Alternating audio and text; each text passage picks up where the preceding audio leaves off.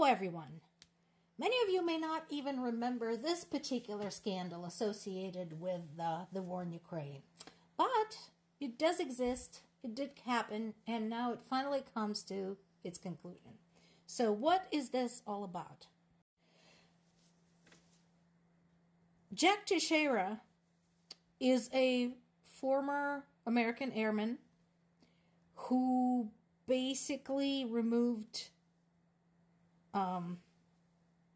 and disclosed hundreds of classified Pentagon documents, posted them on Discord.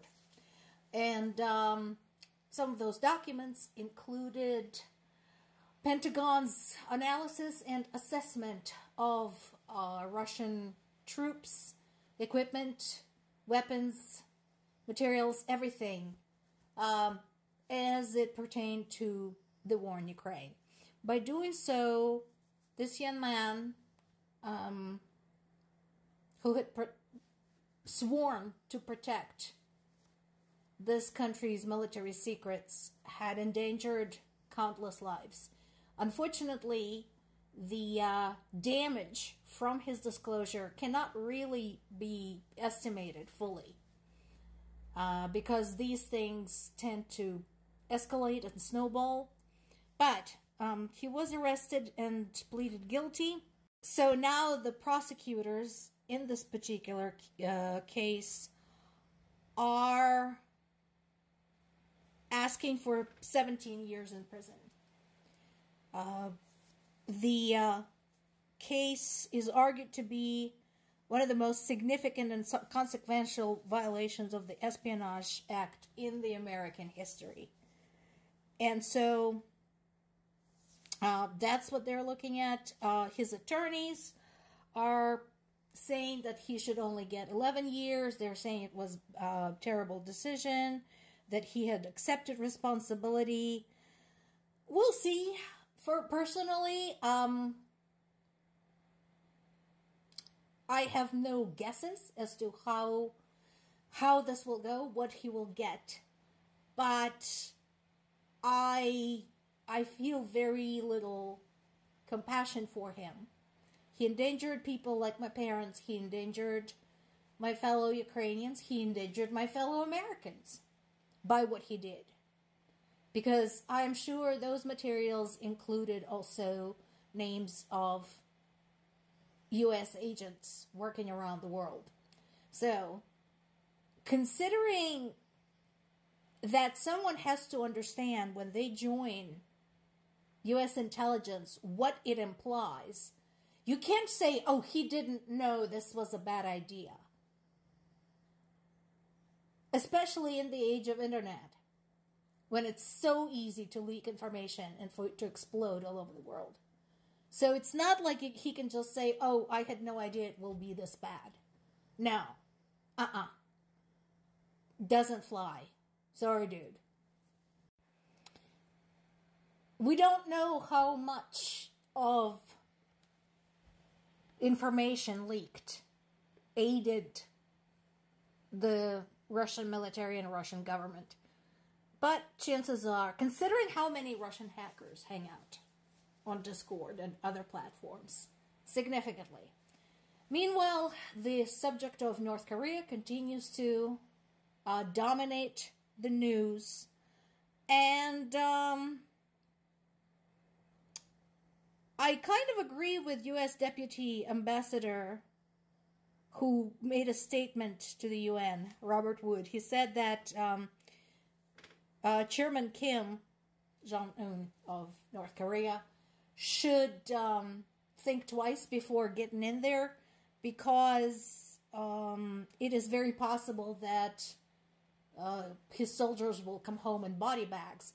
That's not an empty threat. That is a fact. It will take not a whole lot of effort for Ukrainians who are angry and frustrated and bone tired of this war to turn the North Koreans into very nice sunflowers. They've been dealing with this for years now, and they're done playing nice. So, you know, those who surrender, they will take those. use them as leverage for future exchanges. And those who don't are going to be sunflowers. And here's why. Because this shit is still happening. Again, I want to remind everybody day in and day out that the war is still continuing. There's all that diplomatic pussyfooting going around, all the will they or won't they, the question of the long-range weapons.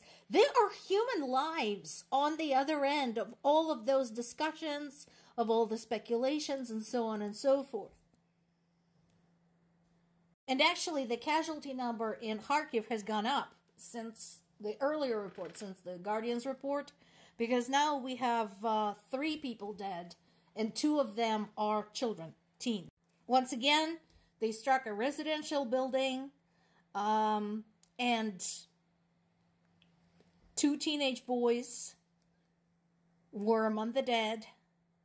One of the boys was fatally injured, so basically he was dug up from under the rubble, but died shortly after. If that does not horrify you, all of you are too happy to follow the information coming out of Hamas-controlled Palestine about the children's deaths there. But this, nobody talks about this. And these numbers are verified and do have documentation proving them. Not AI images. But no, apparently Ukrainian children somehow matter less. Finland continues to be in the news. Go Finland. God, such a tiny little country, but they're tough little buggers. So what is this all about? Apparently Finland had seized a string of Russian state-owned properties following a court order. And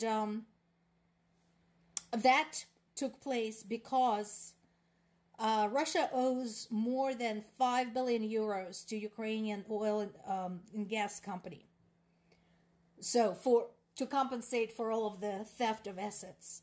And that goes back to Crimean annexation. That's how long these international cases take. So anyway, Russia is screeching bloody murder.